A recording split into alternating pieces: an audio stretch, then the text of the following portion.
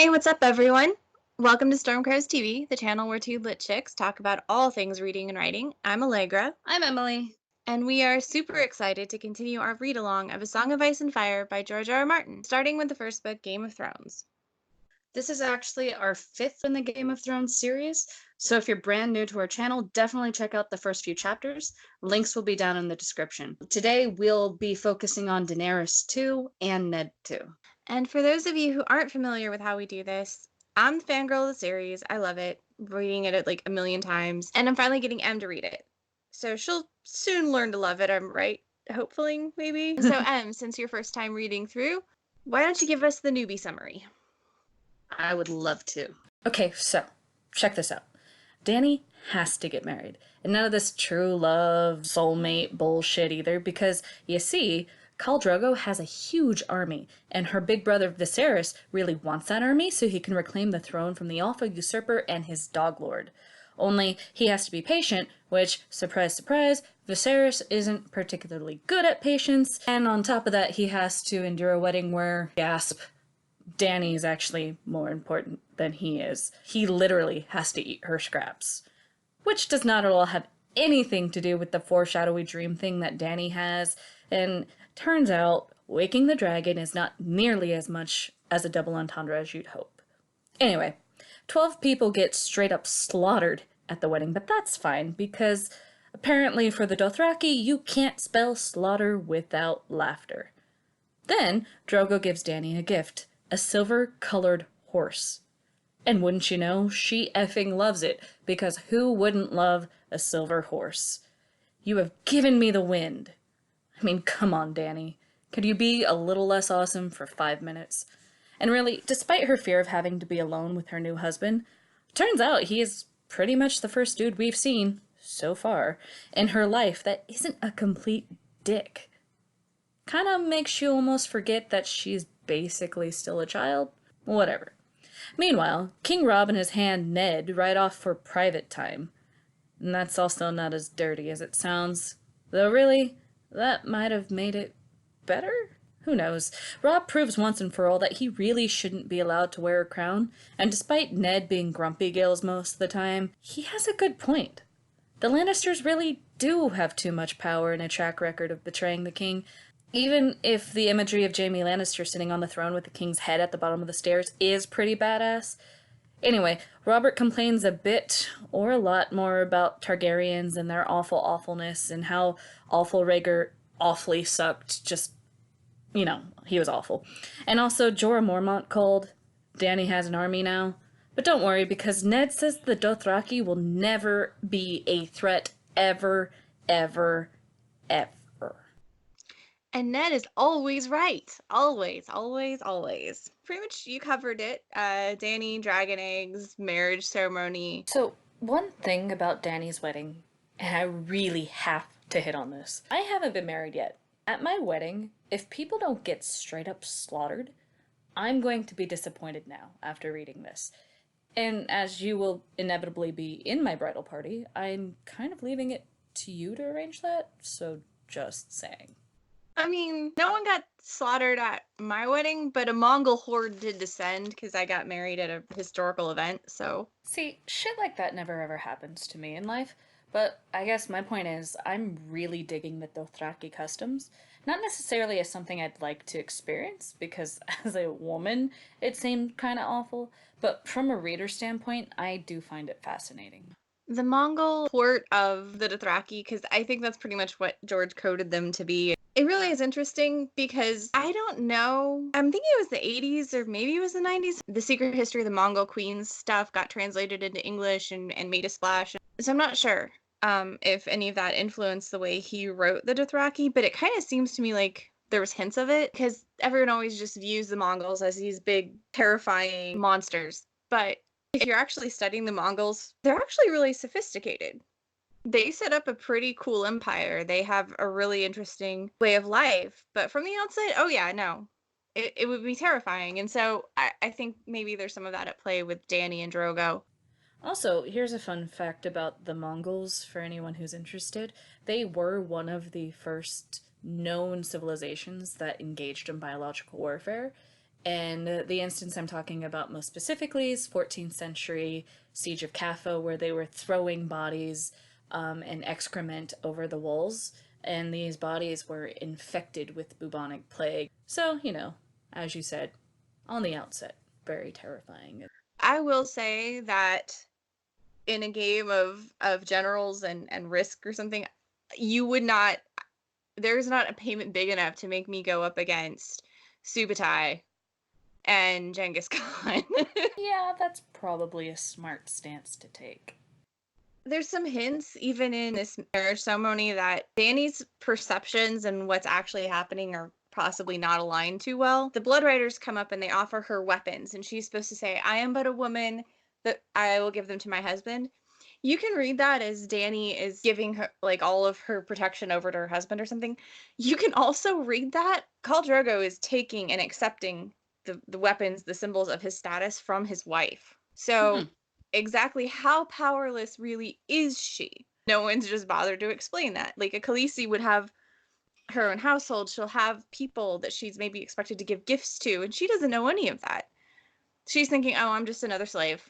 I do wonder how much of that is how would we do this in Westeros, though, because as you've pointed out, it's Jorah doing translation, and yeah, he's skeevy and not trustworthy right now, but he's also from Westeros, so how much of that is subterfuge and how much is that putting his own interpretation on it? I've always thought about that a little bit because, for better or worse, it's mostly for worse, obviously, but it is the tendency to think that this is a Western medieval fantasy setting. So, you see the Conan the Barbarian type, and you're just automatically thinking, oh, barbarian. But actually, the Dothraki are a culture. They have their own thoughts. They have their own prophecies. They've got their own religion. They've got their own ideas they are chasing. And especially with Drogo, and Dany picks up some of the notes, like he drinks wine and booze or whatever that his men don't drink. He has a manse in the city that she and her brother take over. He's not a normal Dothraki, and maybe there is something else to him. Well, I mean, how can anyone pay attention to that when everyone's focused on what Viserys wants? And honestly, he's clearly just being used by Illyrio, but I think I'd feel worse about that if he wasn't just awful. And I love this chapter because it was kind of nice to see him having to sit beneath her, literally, and not be served first and not get the things first and literally have to get what she didn't want. And we know he's not the most stable of creatures to start with, so yeah. And I do like the callback she has to her dream. Yeah, because she has the dream, and the dragon, and Viserys says, do you want to wake the dragon? He's beating her up. She's got blood across her thighs, and then all of a sudden Viserys is gone and the dragon is there. I think in her perspective, her brother turned into the dragon, and that's not what I got when I read it. I obviously haven't read that far into the book, but even from like those fresh eyes, it does seem like dragons are not Viserys's friend.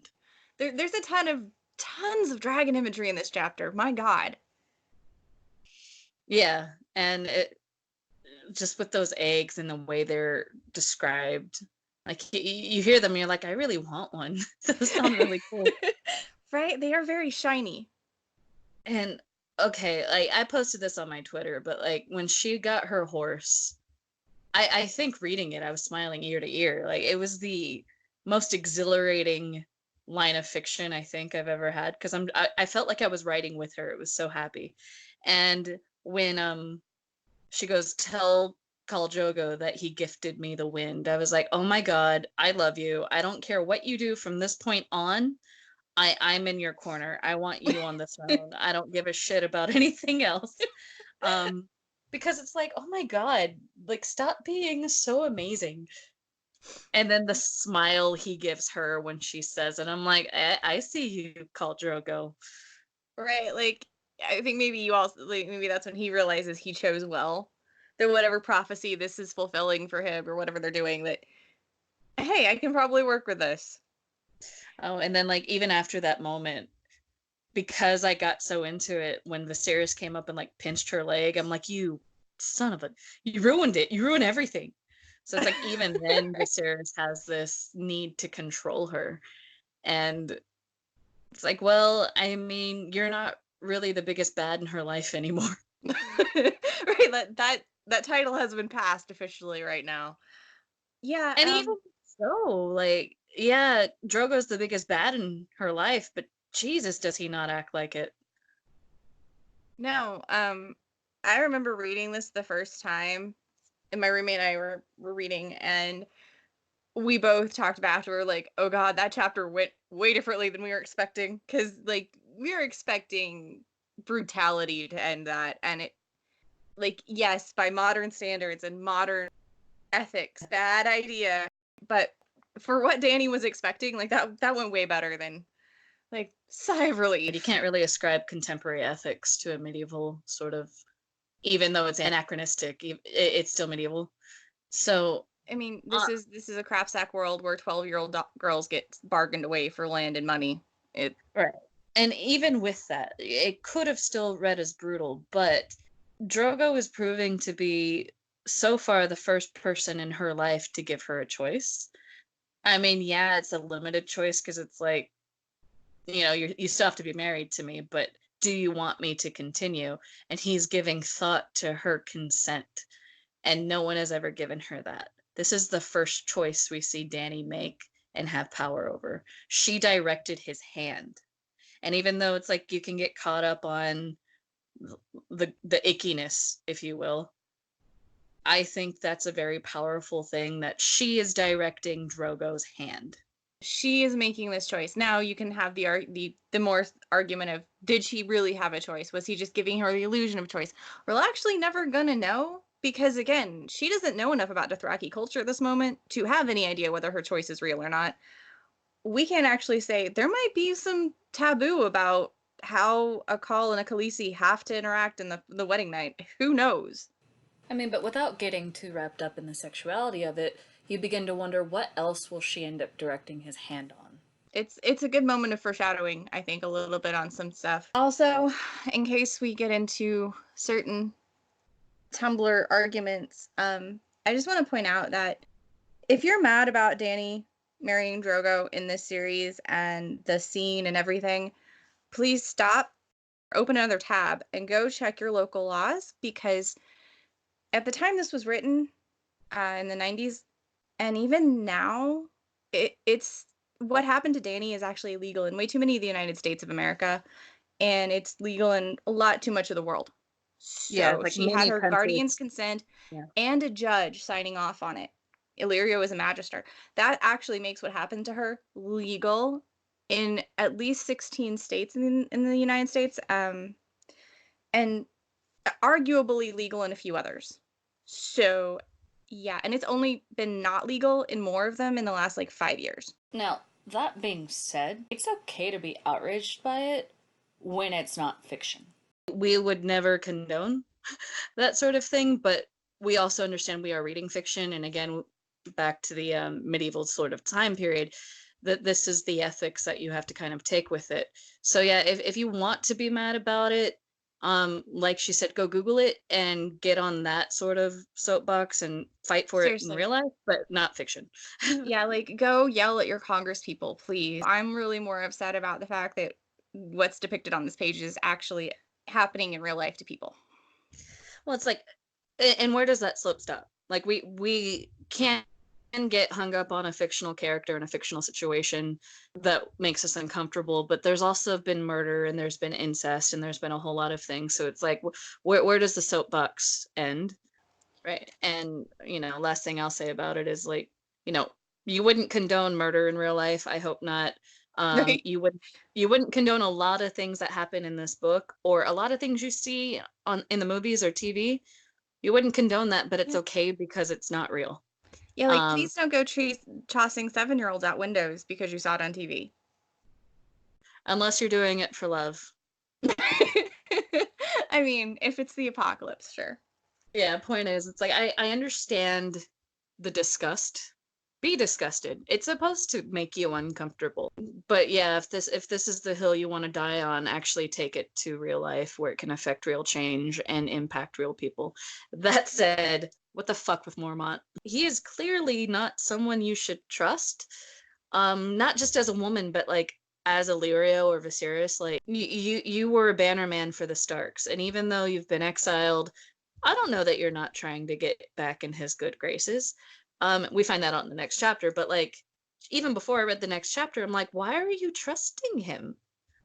This makes no sense. Oh, because he's from Westeros? That you need us a more strict sort of litmus test. Yeah, I still think Mormont was just convenient to Illyrio to have something to distract Viserys, and Viserys is just dumb and desperate and scared.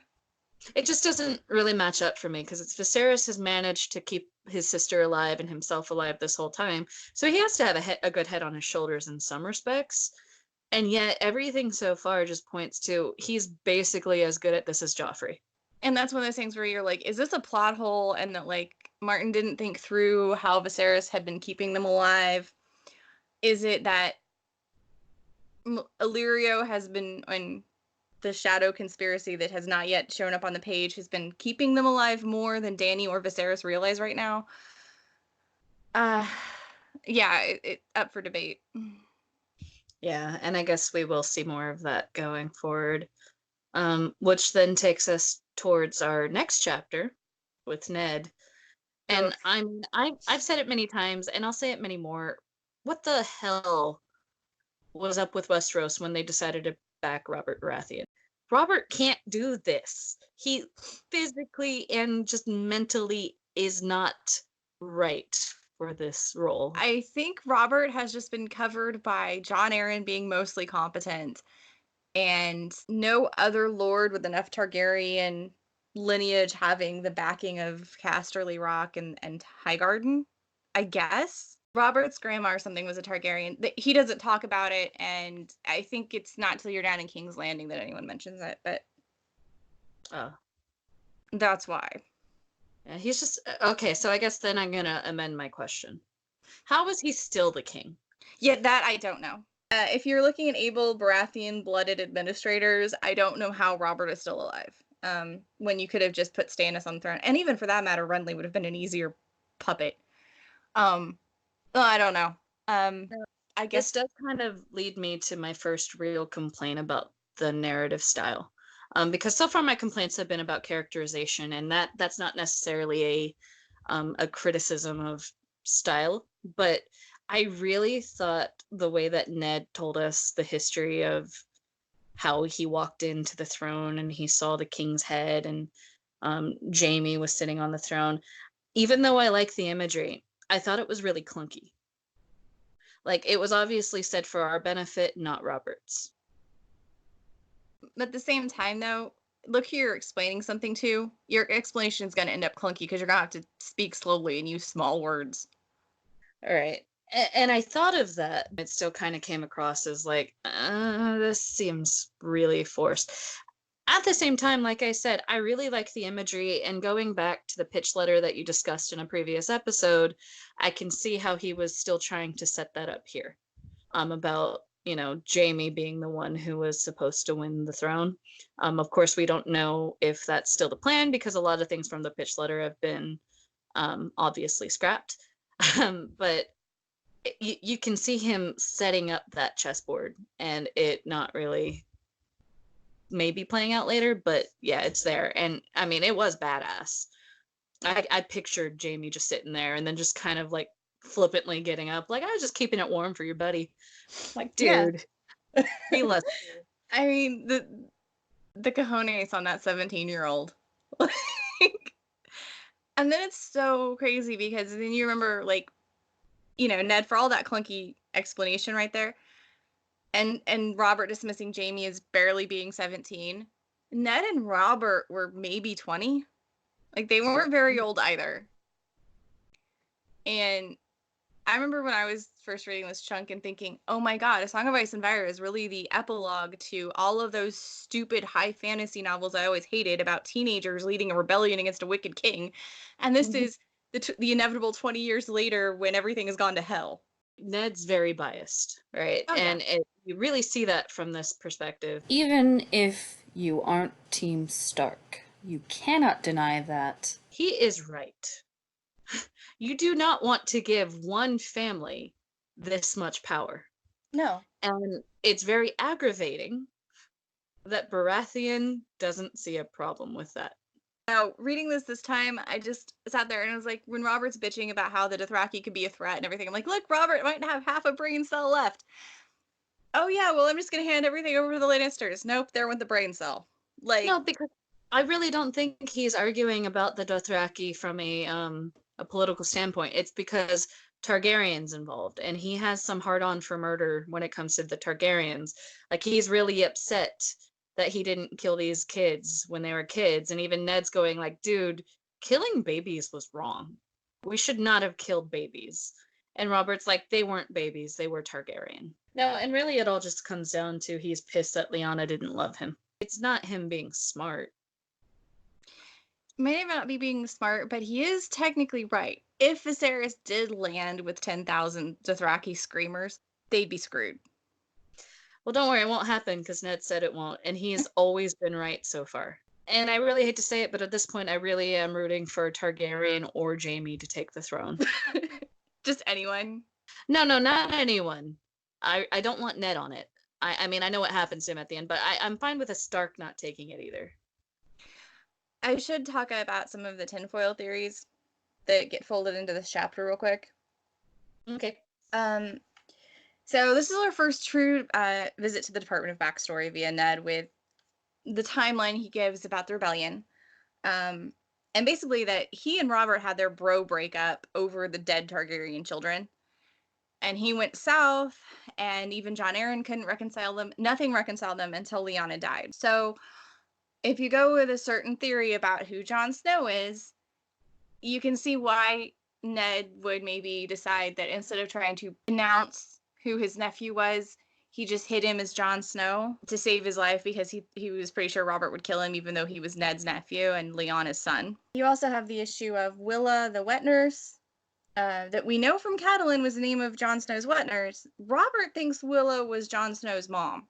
Yeah, the beginning of the baby roulette game that happened down around Starfall and the Tower of Joy begins. Really, we can just all blame Stark. I mean, I'm not saying it's his fault, but I'm gonna blame him. It really struck me when this chapter opens and they ride off into the misty, misty moon, and they're riding through, and the barrows and the ghosts of dead kings, and they're riding through a graveyard essentially, and they're talking about dead people in the good old days. And it's like neither one of them is really interested in where they're going. They just want to think about where they were and when life was better. And I think it's a good foreshadow of, hey, this is possibly where they're going to end up. So I'm sure we'll see a lot more next week when we read Tyrion 2, Catelyn 3, and finally some Sansa 1. That's exciting. I've been looking forward to her. It's going to be a trip. So, what did you guys think of these two very plot-packed chapters? Let us know down in the comments. Also, if you have any ideas or suggestions for any future special episodes, be sure to leave suggestions like that as well. Very recently we did a Witcher episode and that was very fun, so we do look forward to doing more of those in the future. Don't forget to like our video, subscribe to our channel, and hit the bell for notifications. Also, be sure to follow us on Twitter and Instagram. Tags are on our screen below the whiteboard. Don't forget, too, that we have a Facebook page, Two Lit Chicks. Join us there, stay in the loop about our future projects and videos, and share memes with the community. Otherwise, thanks for watching, and as always, have a great day. We'll see you soon. Good night, everyone.